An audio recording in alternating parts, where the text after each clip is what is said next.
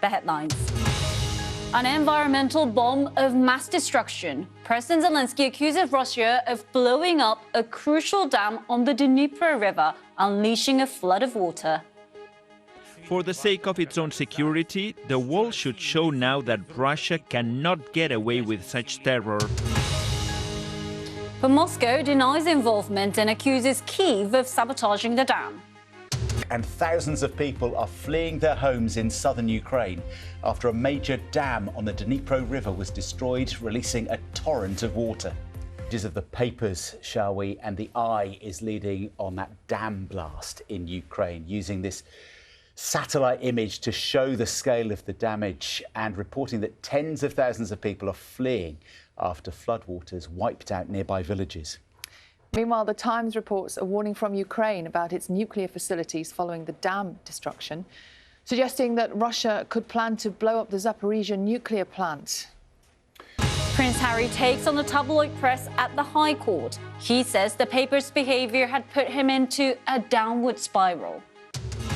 And the US-based PGA Tour has announced a shock merger with its Saudi-backed rival LIV Golf, ending a bitter split in men's professional golf. Now, there have been sharp rises in sexually transmitted diseases in England, with a record number of cases of gonorrhea last year and the highest levels of syphilis since the end of the Second World War. And Prime Minister Rishi Sunak is set to arrive in Washington, kicking off a two-day trip where he will meet with U.S. President Joe Biden. Here in the U.S., 2 people have been shot dead and 5 others wounded after a gunman opened fire in a park in Richmond, Virginia on Tuesday as high school graduates and their families left a commencement ceremony. Virginia police have arrested a suspect, a 19-year-old man, and plan to charge him with 2 counts of second-degree murder in addition to other possible offenses. Former New Jersey Governor Chris Christie is the latest Republican to throw his hat into the U.S. presidential race. This marks his second bid at the White House after vying for the GOP nomination in 2016.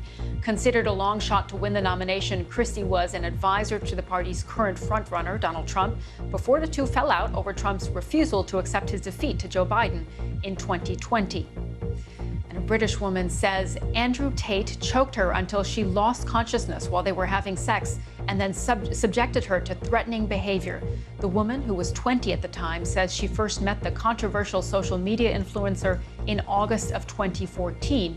Tate said he vehemently denies the allegations against him. Golf's PGA Tour has agreed to merge with the Saudi Arabian-backed rival circuit LIV Golf in a deal that is set to end a contentious split in the multi-billion-dollar sport. The surprise announcement comes after a year of disruption in the men's game following LIV's launch. It means pending litigation between the tours will now be halted, and they will move forward as a larger enterprise. From France, where anti-pension reform protesters stormed the headquarters of the Paris 2024 Olympic Games on Tuesday.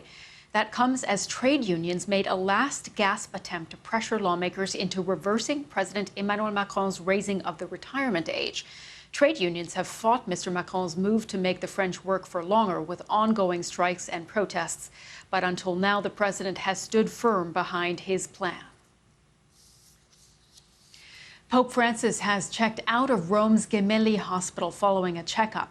The Vatican has not yet commented on the reason for the Pope's visit, but the 86-year-old has had a number of health issues this year, and in March he was treated for bronchitis.